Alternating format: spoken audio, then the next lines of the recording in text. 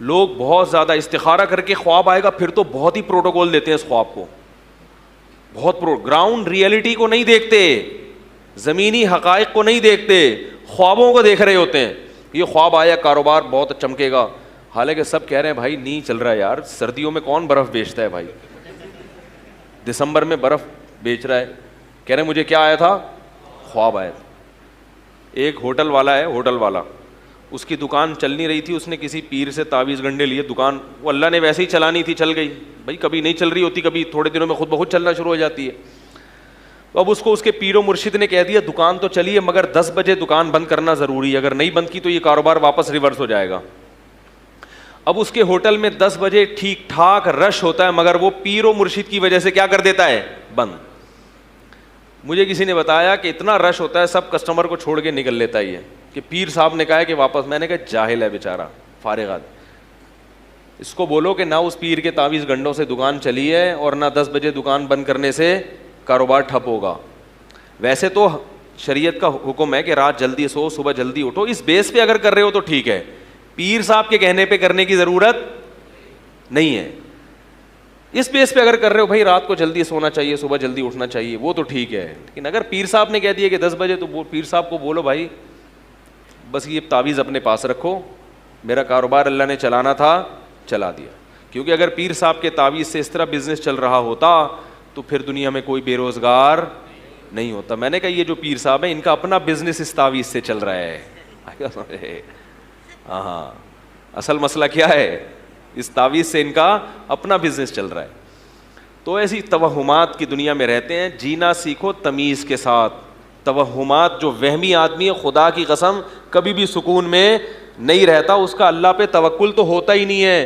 ہمیں اللہ نے حکم دیا ہم گراؤنڈ ریئلٹی کو دیکھ کے فیصلہ کریں, پھر نتیجہ کس پہ چھوڑ دیں, اللہ پہ. دکان چلے گی تو اللہ چلائے گا, نہیں چلے گی تو بھائی نہیں چلانی تو کیا ہو سکتا ہے. پھر بھی نہ چلے تو ایک طریقہ بتاتا ہوں. میرا کمپیوٹر خراب ہو گیا تھا, چل کے ہی نہیں دے رہا تھا.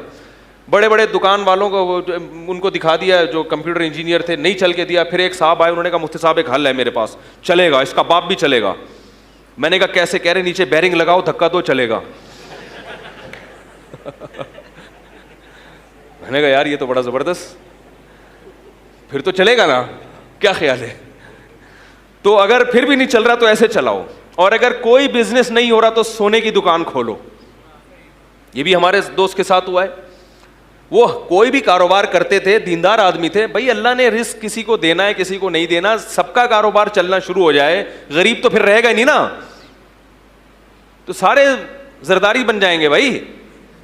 تو اللہ نے کسی کو غریب رکھنا ہے, کسی کو مالدار رکھنا ہے, تو اللہ کا نظام ہے.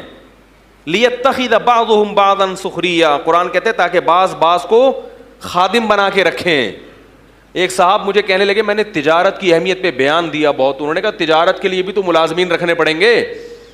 تو ملازمت اگر اتنی بری چیز ہے بھائی, اتنی بری چیز ہے, تو ملازموں کے بغیر تو تجارت چلے گی نہیں.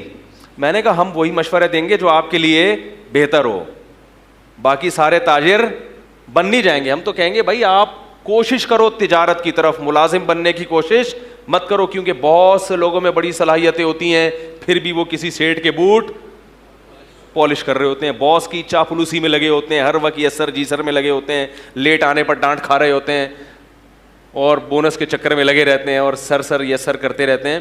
تو بڑی اللہ نے حالانکہ صلاحیتیں دی ہوتی ہیں, تو تھوڑا سا ادھر اس طرف آؤ. جن کو اللہ نے ملازمت کے لیے پیدا کیا ہے نا وہ رہ جائیں گے. آپ کو اللہ نے ہو سکتا ہے پیدا نہ کیا, آپ خود اپنی حماقتوں سے لگے ہوئے اس میں, تو مشورہ تو اچھا ہی دیا جائے گا نا بھائی. تو کیا کہہ رہا تھا میں, سونے کی دکان کھولیں آپ. ہمارے ایک دوست تھے, کوئی کاروبار نہیں چل کے دے رہا تھا. میں ان کے پاس گیا, انہوں نے کہا یار اب اللہ کا بڑا فضل ہو گیا ہے. دیکھو جو آدمی خوش رہنا چاہتا ہے نا وہ ہر طرح سے رہ لیتا ہے, انجوائے کرتا ہے ہر چیز کو. میں نے کہا اب کہہ رہے اب تو میں نے سونے کا ڈائریکٹ سونے میں ہاتھ ڈالا ہے. میں نے کہا آپ کا تو پاپڑ کا کام نہیں چل رہا تھا پکوڑوں کا, آپ سونے پہ کیسے آ گئے ہے بھائی؟ کہہ رہے اب تو میرے ساتھ میرا بھائی بھی ہے, تو 12 گھنٹے کی ڈیوٹی لگتی ہے, سونے کا کاروبار ہے. کہہ رہے 12 گھنٹے میں سوتا ہوں اور 12 گھنٹے وہ سوتے ہیں, بڑا ٹائٹ چل رہا ہے. تو کیا کہہ رہا تھا یار میں, ہاں تو خواب جو ہے نا، خواب ان کو زیادہ پہلے گراؤنڈ ریئلٹی ہے، اس کے بعد دوسرے درجے میں خواب ہیں. اچھا خواب آ گیا، چلو بھائی اچھی بات ہے، اللہ کی طرف سے کچھ حوصلہ افزائی ہو رہی ہے. لیکن اعمال خراب ہیں اور خواب میں جنت میں ٹہل رہے ہیں تو یہ شیطان کا دھوکہ ہے. اور اعمال اچھے ہیں، گناہوں سے بچنے کی توفیق مل رہی ہے، خواب میں جہنم آ رہی ہے تو پریشان ہونے کی ضرورت نہیں ہے. قرآن کیا کہہ رہا ہے؟ اما من اعطا واتقا، جو دے گا اللہ کی راہ میں، صدقہ کرے گا اور گناہوں سے بچے گا، فسنیسرہ للیسریٰ، ہم اس کو جنت کی طرف لے جائیں گے. وہ اما من بخیل واستغنی، اور جو کنجوسی کرے گا، صدقات و خیرات نہیں کرے گا اور شریعت کے حکام کو فالو نہیں کرے گا، اللہ سے تکبر کرے گا، فسنیسرہ للعسریٰ، تو ہم اس کو جہنم کی آگ کی طرف دھکیلیں گے اس کو آہستہ آہستہ. تو پہلے قرآن و سنت ہے، خواب کا درجہ اس کے بولو بھائی بعد ہے.